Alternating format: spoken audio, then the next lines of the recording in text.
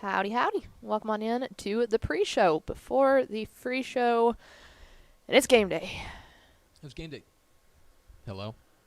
Can you hear me? You were just turned down because the other mics were... It was game day yesterday, too. Yeah.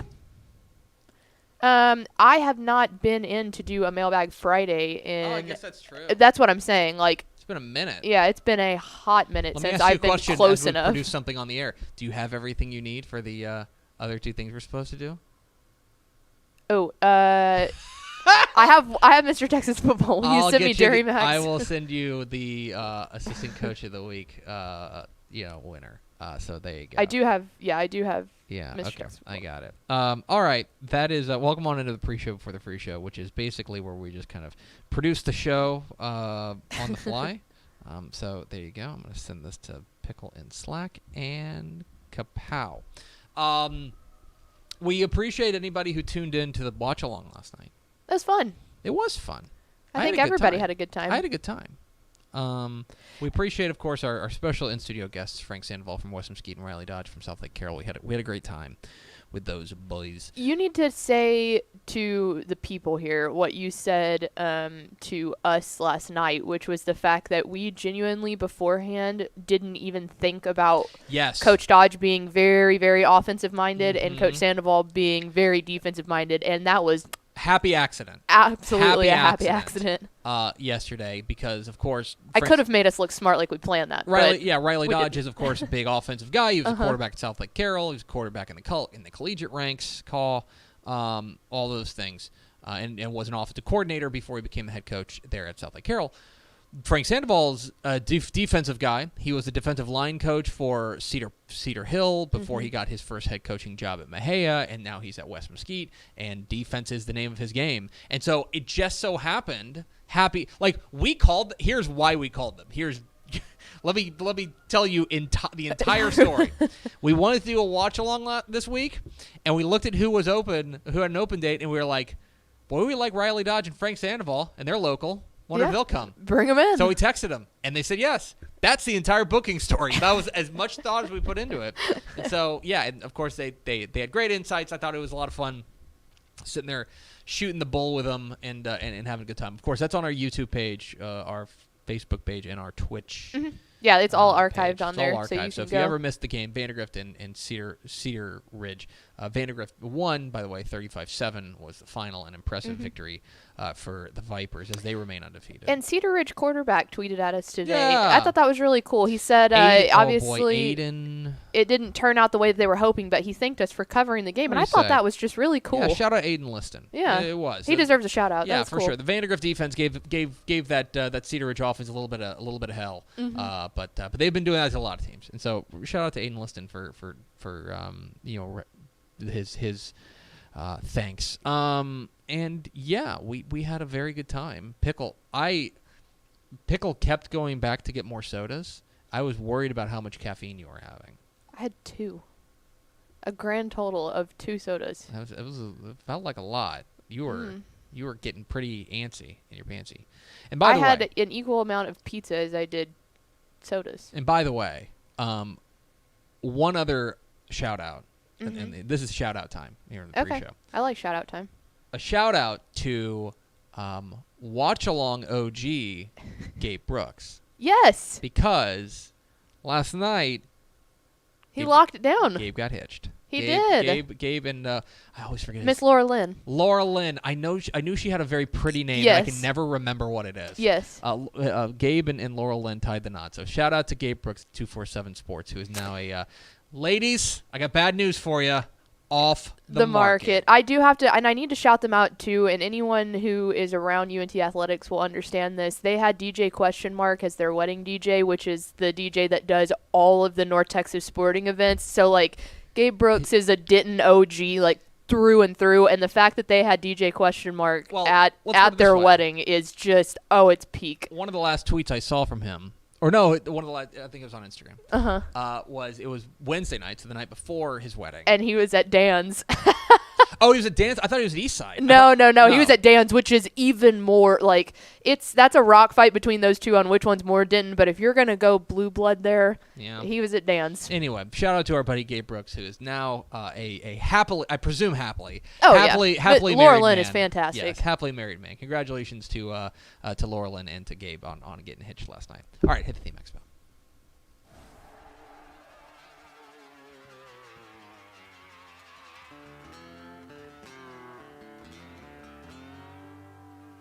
Let's go!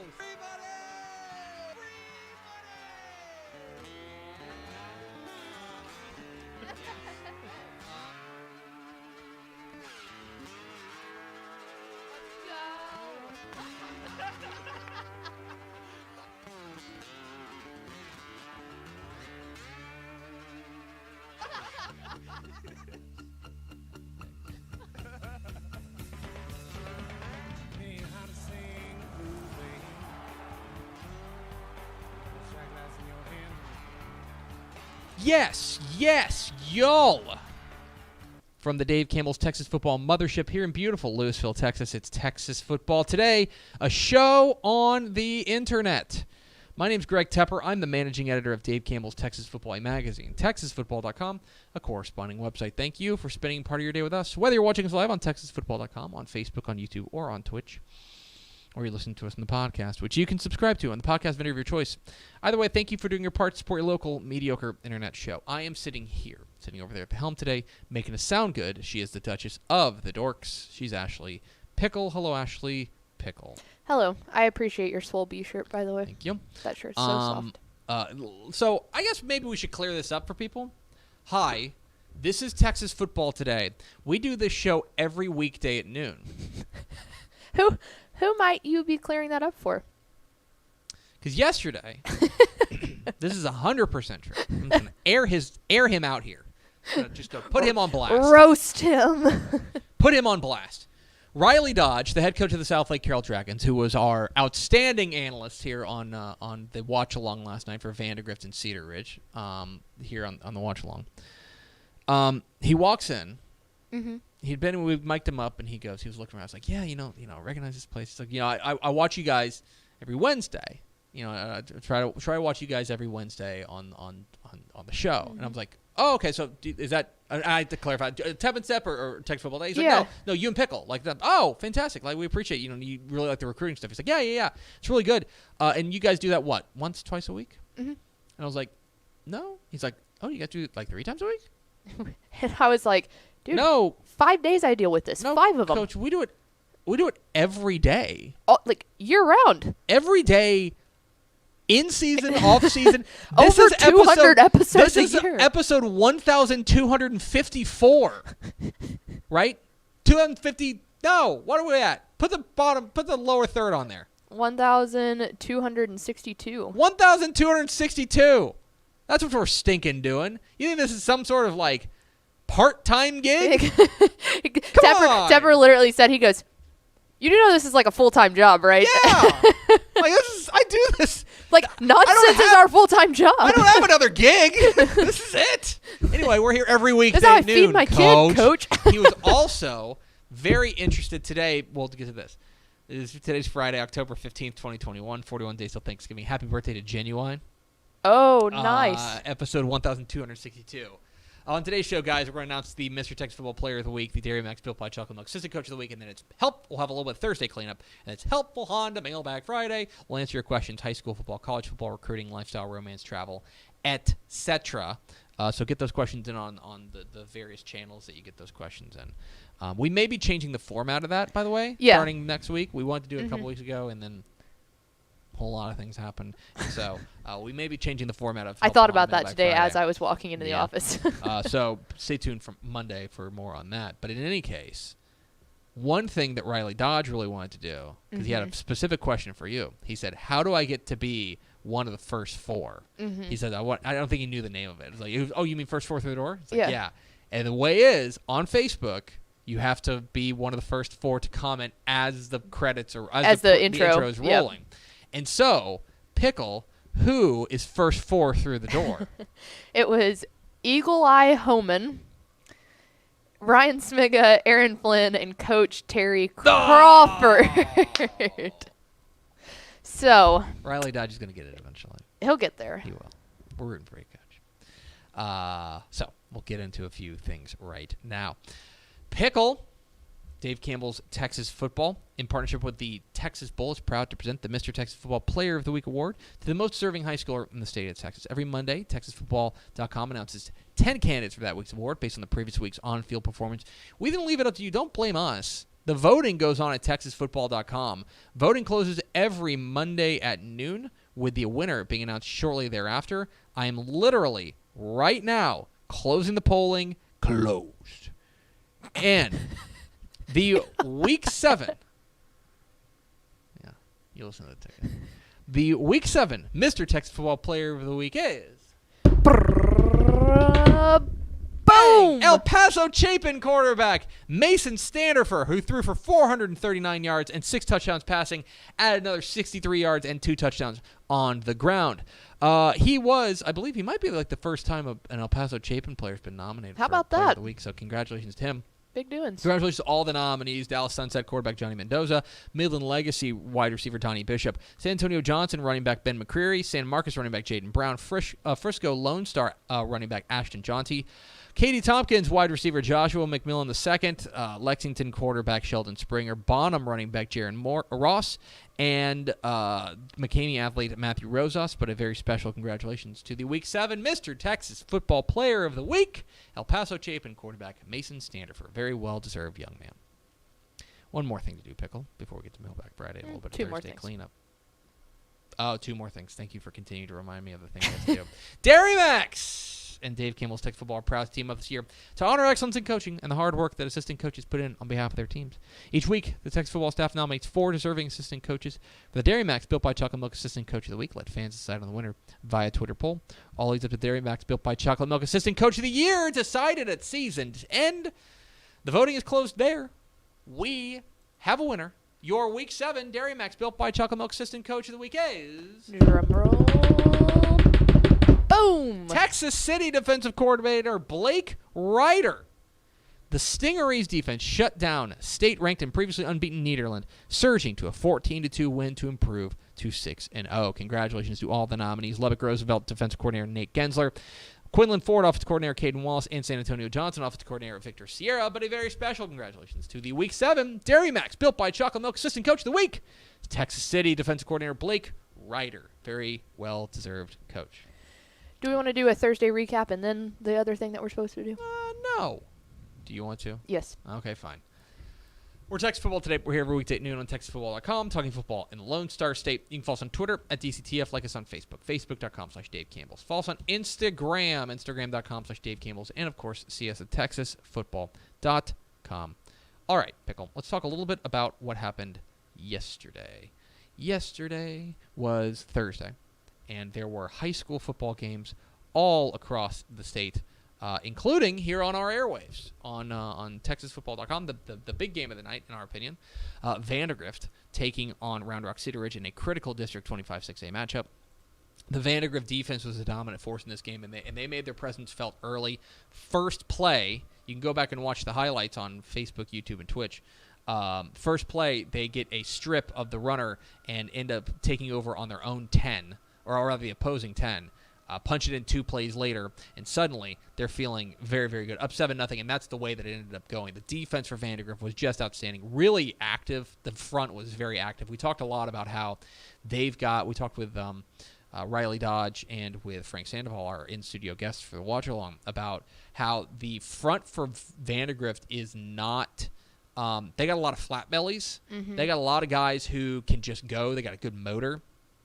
And they ended up being the dominant force in this game. And it's funny, one thing that I thought was interesting, Riley Dodge mentioned last night, he goes, I would rather go up against big guys. Like, I'd rather go up against kind of space eaters as opposed to these super athletic, rangy, like, edge rushers that basically they put all over the field. Yep. And they were having their way up front. They were the real dominant force in this game.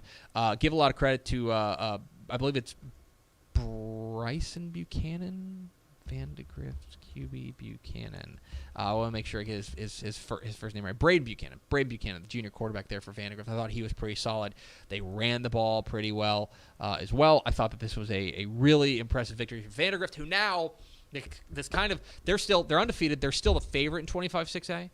They still have a big game against Round Rock to come, and that'll end up being for the district title, more or less, whether it's going to be Vandegrift outright or kind of a shared district title situation. But in any case, big win for Vandegrift last night, take control of District 25-6A run, District 25-6A kind of race there. Elsewhere across the state, the other game in Austin was Westlake beating Buda Hayes. Did you see the final on this? It was bad. 77-0. That was without Kate Klubnik, too. Mm-hmm. So I was just going to say, man, that the quarterback that came in did not skip a beat.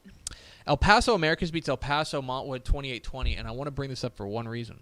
For one reason and one reason only. So the head coach at El Paso Americas is our good buddy. I know exactly where you're going with this. Yes, our good buddy Patrick Melton. Yes. Did you see what he tweeted?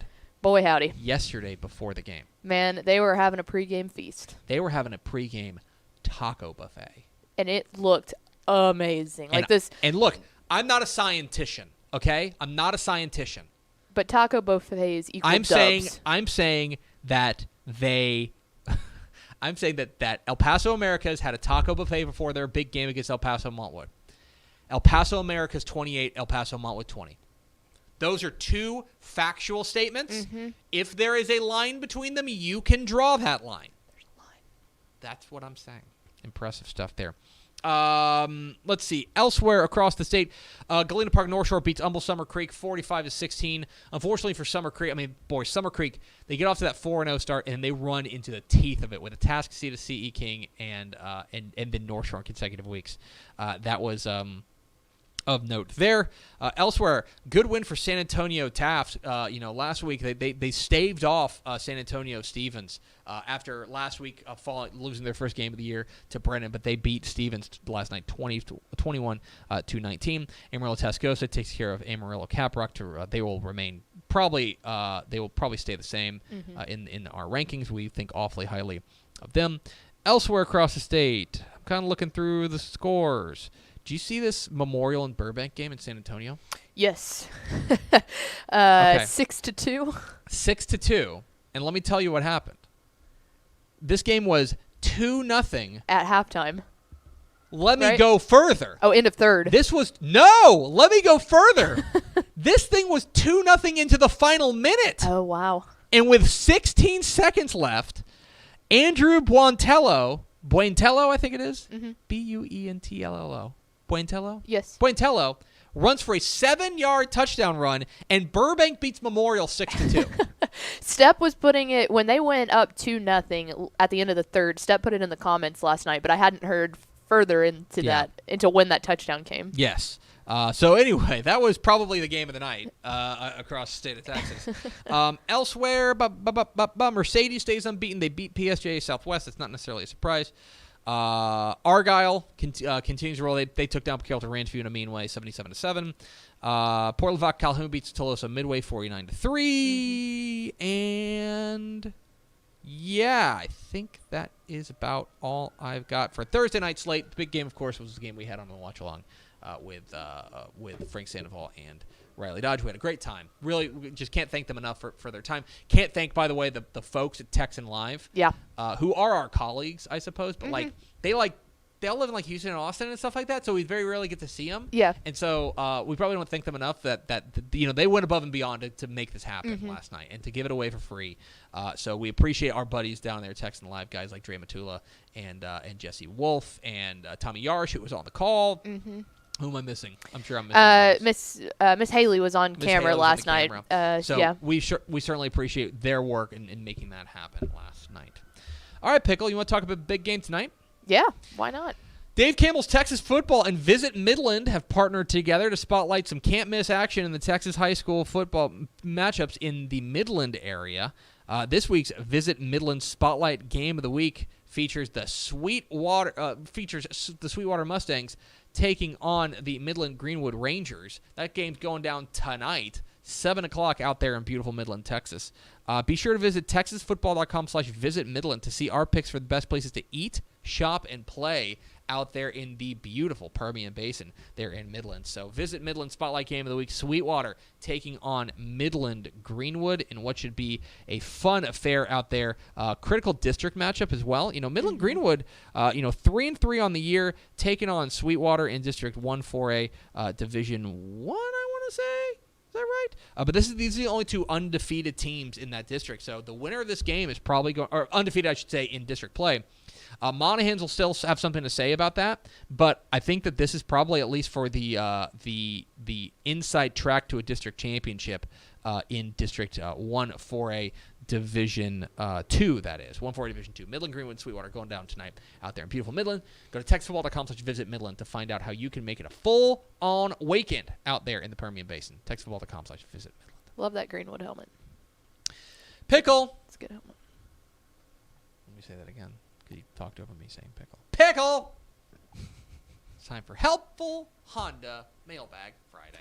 And the North Texas Honda dealers want to help you score some great deals on award-winning Hondas. Stop by your helpful Honda dealer today or visit ntxhondadealers.com to learn more. We've got some questions, and if you've got questions, you can ask them in the comments, Facebook, YouTube, and Twitch. High school football, college football, recruiting, lifestyle, romance, travel, what Pickle does with her hair. All of those fun things. Oh, dude. What I do with my hair. I burnt the poop out of my hand today using the curling iron. So this is legit beauty is pain because this thing hurts. Cool it down on my chocolate milk this morning. There's more details than I needed. Get your questions in on Facebook, YouTube, and Twitch. Let us know what you want us to talk about here. We'll go until about maybe 12:35. About 20 minutes of your questions. I do have one. Can I start? Sure. I threw out the call on Twitter. Okay. And I asked, "Hey, nerds, you got questions?" Nerd. And we've got a couple.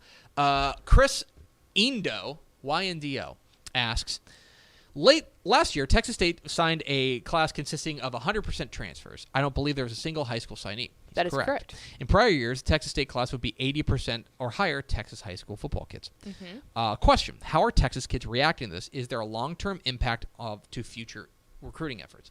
I can't speak to how kids are reacting. Mm-mm. I will say that high school football coaches don't like it. They are not pleased with it. They're not pleased with it, and that they because I think that they view Texas State as a good avenue to get their kids to play football at the next level. And when you take a year off of recruiting within the state of Texas, they're going to let you hear about it. And I believe that Texas State has felt some of the ripple effects from coaches that I think Jake Spavital took a calculated risk. Mm-hmm. And whether or not he knew that this was going to have that kind of blowback from Texas high school coaches, I don't know. But I think there has been a little bit of blowback. Now, is this going to bury them? No. I think that if you continue to go, 2-10 every year, 3-9 every year, that's the kind of thing that'll bury you. But what I do think is that I think that there are certainly coaches out there who view Texas State now in a different light and view that staff, Jake Spavital and that staff, in a different light because they didn't take any Texas high school football kids. They view it as a partnership, and and in a lot of respects, they view what Texas State did as kind of a diss to disloyal. That part. Yeah. Well, and the other side of it too, and this is just my personal thinking on it, but if you're going to take that risk that you very well know that could not necessarily ruin some relationships, but definitely raise some eyebrows, you have to go out there and win. Yes. Like you cannot gamble on relationships like that and then have the season that they're having. Right. That doesn't work. That's exactly right. And so what I would say is that they are that for Jake Spavital and company, they took the calculated risk of saying, we think that we are on the verge of winning, and we think that even though and again, I haven't talked with Jake Spavital about this, we think that if we are able to go out there and win, that will cover up whatever hurt feelings we get from Texas high school football coaches. Unfortunately, they have not won enough this year, and so they are getting kind of the worst of both worlds. So it was a calculated risk. It doesn't appear to be paying off. They could rattle off their next 5 games and suddenly be in a bowl, but this feels like a calculated risk that may end up falling flat on them. I got one more question on Twitter, if you don't mind. Okay. From Todd Gleaton. He asks, we think China Spring is the team to compete with Carthage. What do you think? I like China Spring a lot. They're undefeated. They're in 4A Division 2. They are in the Carthage. They are in the Carthage region. They're in Region 3. They're in 4A Division 2. That game happened last year. Yes, it did. And look, China Spring has been really solid. And what Brian Bell, that offense has been humming. They're averaging 51 points a game. And don't overlook their defense, right? Their defense has been very good. Now, here is my question. Who have they played? Their wins, their signature wins, in my estimation right now. Their signature wins. They beat Lorena. Lorena's really good. I like Lorena a lot. Lorena's a 3A Division 1 team. Yes. Right? That's punching below. And then they beat Lampasas. Who's having a down year. year. I don't think Yeah. they're as good as they were in past years. Those are, to me, their big signature wins right now.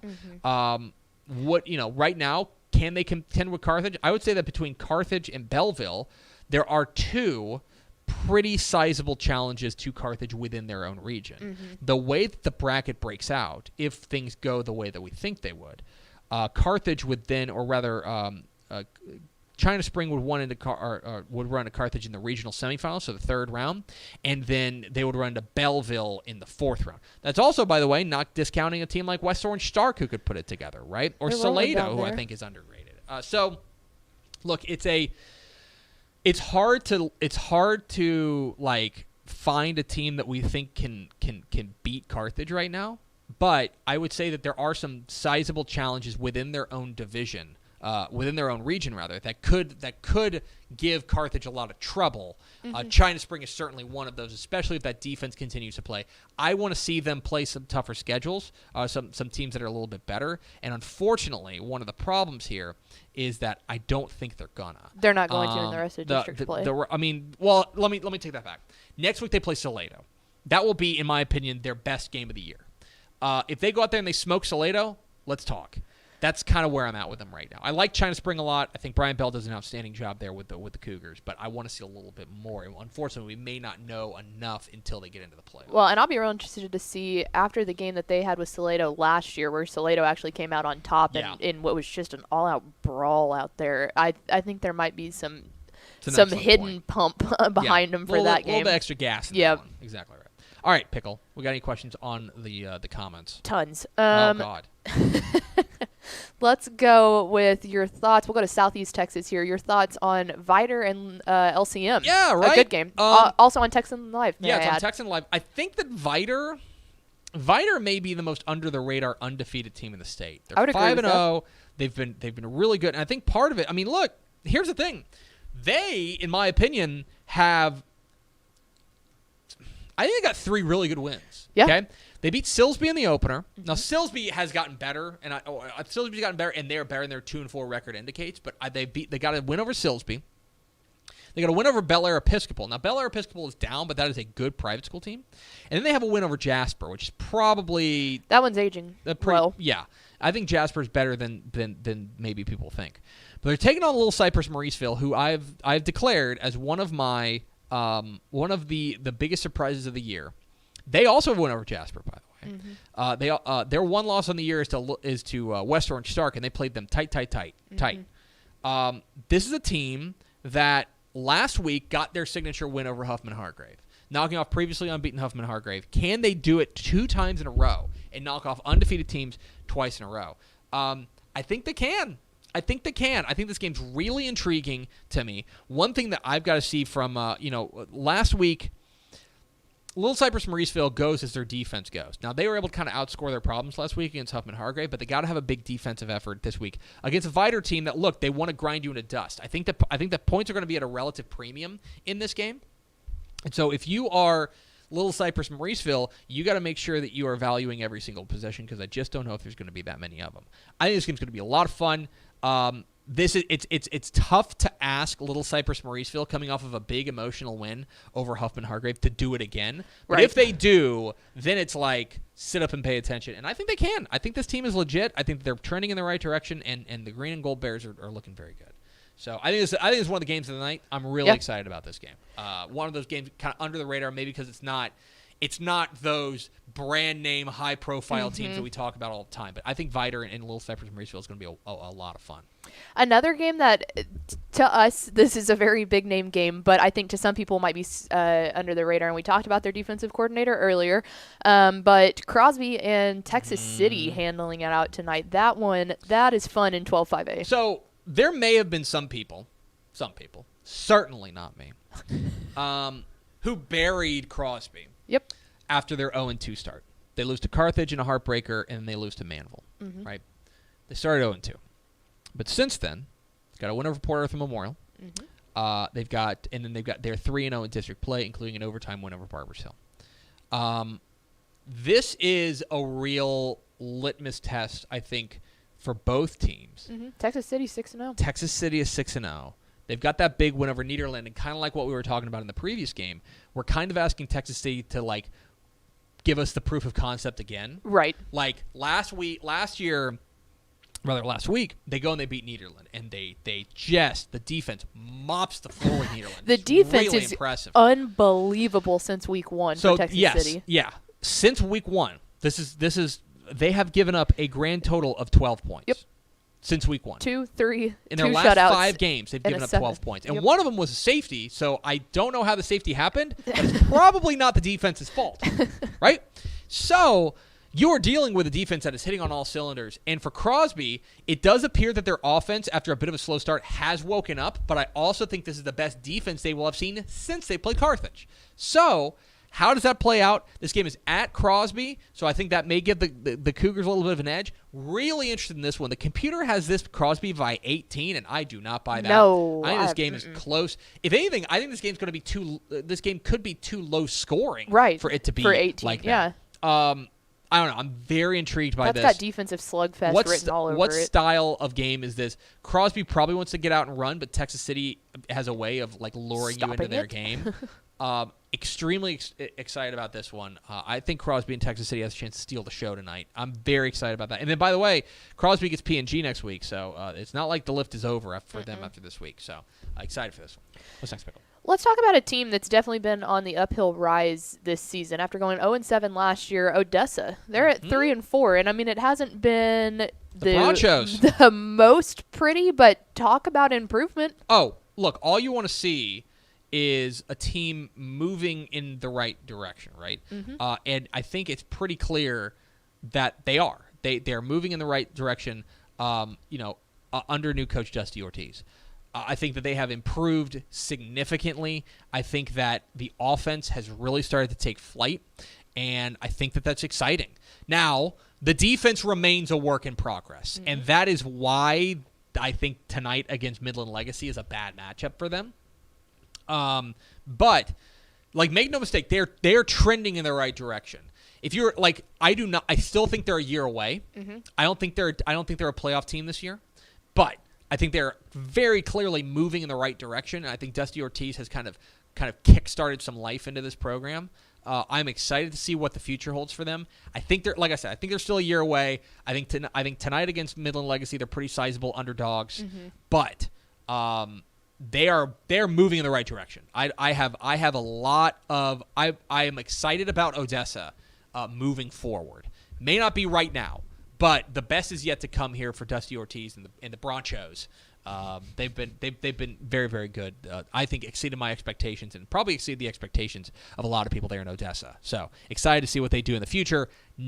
Don't think this is the year. No. Think they're still a year away. But you take wins. You take the wins where you get them. I mean, I thought that win over San Angelo Central was a real signature win for them. To be able to do that was impressive. So, all right, what's next, Pickle? Love this question. What is your best trap game tonight to look out for? Who do you think might be caught with their pants down a little bit? That's a good question. That is a good question. I was going to say this is a thinking thinker. question. And while you're thinking about that, I'll go ahead and shout out real fast. Tony Venegas is watching from Belmont, North Carolina. Okay. So shout out North Carolina. there's that while you were figuring out trap game tonight. Boy, I don't know. A lot of the games are on my radar. All right. Boy, that's a tough one. That is a good question. All right, go to another question. I'll think about that. Okay. I'll circle back to that. Let's go with. Okay, this is a fun one too. 10-5AD2. There are 3 games that the computer has all within 7 points. So this is A&M Consolidated in Montgomery, Rudder and Fulshire, and Lamar Consolidated and Lake Creek, all within 7 points. I covered Montgomery last week, and let me tell you, that district is fun. It's bananas. It's a bananas district. Fun. And they're all that is a clear sign that all these teams are really closely bunched together. Yeah. I mean, I want you to consider this. Montgomery Lake Creek is 0-3. They started the year 4-0. And by the way, they're taking on. And a lot of it is. So here's the thing. It's strange to say. The only team that I'm really super worried about would be Huntsville. Yep. Huntsville, who is, I think, just... Who at the beginning of the year would have said, oh, they're probably leading that district. 1 or 2, yeah. Between them, you're kind of waiting for them in A&M Consolidated. They're now 0-3 in district. Lamar, a lot of this is bottom up. Yep. Lamar Consolidated has very clearly improved. I think Fulshire and the new programs here, Fulshire, Montgomery, Lake Creek, have surprised to people who look at new schools and say, hey, you know what, this is a game that, these you shouldn't be this good this quickly. A&M Consolidated still doing their thing. Big game tonight against unbeaten Montgomery. Rudder and Fulshire I think is going to be a banger. That game's really, really fun to watch. Yeah, I think this might be, I don't know if it's the best district. I think it might be the most balanced district. Yes. And the balance here in this district, you could absolutely, let's put it this way. A&M Consolidated, their next game after this one is against Fulshire. Would it surprise you in the least if Fulshire beat A&M Consolidated? No, not at all. I think tonight A&M Consolidated and Montgomery are probably playing for that district championship. So too. I would just say that's probably going to figure out the 1 and 2 seed, but it should figure out the 1 seed. I don't think the 2 seed is secured by any stretch of the means. Yeah, I think that you're right. Okay. I have a trap game, I think. Do you? Okay. What about Katie Tompkins and Morton Ranch here? And this isn't for district title per se, but for 2nd and 3rd seeding. I feel like I know that Tompkins is a favorite there, but I'll throw another thing out there. Yeah, because you're spot on. You're spot on. Morton Ranch, because they lost last week to Seven Lakes, they got to steal one. They are now at the point they are scratching and clawing. And I bet they recognize that enough to have it a trap game. And so for Tompkins, if they feel like, hey, we're past the meat of the schedule, we're going to be just fine now, we're coast, we'll pop this. Put it in autopilot. Right. Then they can get got. I think that's a good pick. I'll also go a team we already mentioned, but Belleville. Belleville's got Sealy tonight. They're big favorites in that game because Belleville's been awesome. They're rolling. This is a rivalry game. And these two teams do not care for one another. So if you're talking about that kind of traditional trap game, Sealy could absolutely go and trap Belleville if they get caught looking ahead and get caught. Because Belleville's been a bit of the let me borrow the bell cow. They've been the bell of the ball. You know what I mean? If they get caught reading their own press clippings, Sealy they're absolutely good enough to beat them, especially in a rivalry game type contest. So that would be one that jumps to me as a potential trap game tonight. And I think that's what I want. Yeah, that's what I'll say. I like that. Okay. Let's move over to the college realms for a question here. La Tech versus UTEP. What are your predictions for those possibly bowling minors? The pins fall. It's going to happen. I like it. I'm here for it. They're underdogs. I get it. It's going to happen tonight. Talk about a team going into autopilot. You want to talk about a trap game? There's your trap game, Bulldogs. Tomorrow night. Tomorrow night it happens. UTEP becomes bowl eligible. The sickos get what they want. Yes. Yes. We're talking on Monday. This is my lock of the week, which is absolutely going to blow up in my face. UTEP's winning this game outright. They're going to win. They're going to be bowl eligible. Good teams cover the spread. They're going to beat Louisiana Tech. They're going to be bowl eligible. Picks up. I'll give you. We'll go another college game. We'll go small college this time. How about the Texas Southern? Can they win 3 in a row at Grambling tomorrow? Texas How Southern. about them? How about you, Andrew Body? Texas Southern goes 3 years without winning a game. And then they put in our Corpus Christi King. They put in the Corpus Christi King. the king of the coastal bend. Because I guess that is a high school. Yeah, I was gonna say, the king of the coastal bend in Andrew Body, and they start cooking fools. That's what's up. Grambling's tough. I don't know if they're going to be able to make it 3 in a row. That's probably asking a little bit too much there. But I'm certain there's certainly there's very clearly like a buzz around Texas Southern that there hasn't been in a long, long time, and I think it can all be traced back to a certain freshman quarterback. I think this game is. I think they got a shot, which is certainly something we haven't been able to say for a while. As beating Grambling's probably asking a little bit too much, but I love what I'm seeing from Texas Southern. The arrow is clearly pointed up. All right, Pickle, do we have an ender? We do, probably. We do 2 more if you want. Yeah, let's do 2 more because I have something else I'm going to throw up on the screen here in a second. How about this? Another game that might be flying under people's radar in a smaller school rank. Yoakum and Columbus happening tonight. That one's always fun. No, this is a really big game. And not recently, recently Columbus was ranked. They ended up losing they lost to. Again, they lost to Smithville. Mm-hmm. Smithville's really, Cyril Atkins got them cooking. This is a really interesting, important game for Columbus.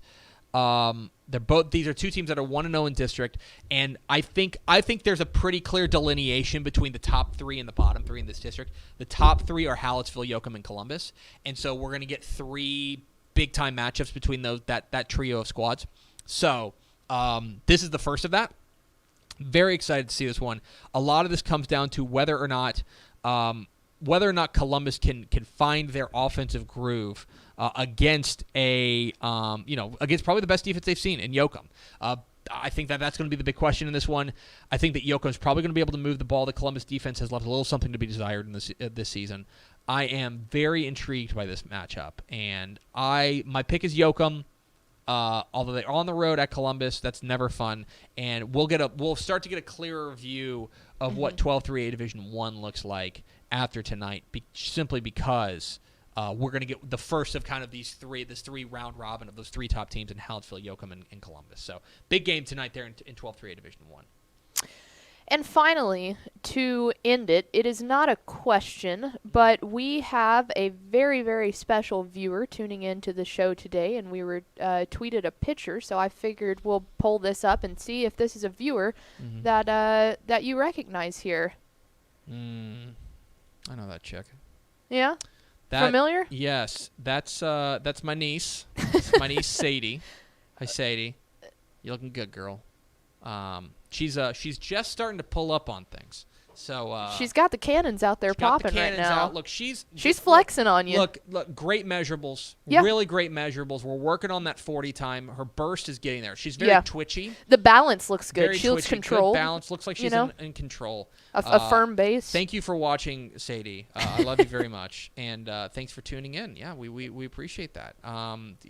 We're poisoning the minds of the youth at an early age. Absolutely. That's good. We love it. Any time that we can do that. That's our goal. Shout out, Sadie. You know what? I'm going to do it. Sadie Tepper, you are the Texas Football Today Viewer of the Week. Congratulations, Sadie. Congratulations to Miss Sadie. Good job, Sadie. Good job, Sadie. I'll see you very soon. That's going to do it for us. Thanks for spending a little bit of your day with us. Follow us on Twitter at DCTF. Like us on Facebook, facebook.com/Dave Campbells. Follow us on Instagram, instagram.com/Dave Campbells. And, of course, see us at texasfootball.com. Make sure you tune in to Valley Sports Southwest tonight starting at 7 o'clock for 6 hours of live high school football stuff on Valley Sports Southwest, starring Television's own Ashley Pickle. Greg Tepper. That's going to do it for us. Vince Young, please get Player of the Year trophy for Ashley Pickle. I'm Greg Tepper. We'll see you Monday. Not tomorrow. I'm not coming in tomorrow. Monday on Texas Football Today.